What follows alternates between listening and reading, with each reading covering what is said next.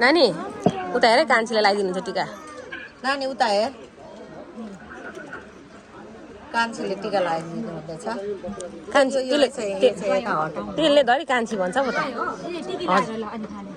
ज्वाइँ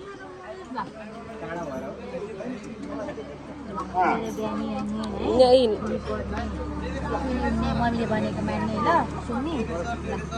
लिमाले पनि लिमा पनि धेरै ज्ञानी जानी धेरै पढ्ने सोल्टी के सालीले आशीर्वाद दिएको सुन्नुभयो नि लिमा लिमा बुबाले बोलाउँदै लिमा अरे जिउ गर जिउ गर्नु ल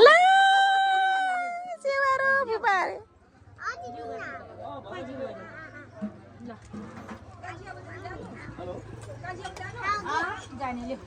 खाएर खाएर ल अनि यहाँ चाहिँ के गर्नु भने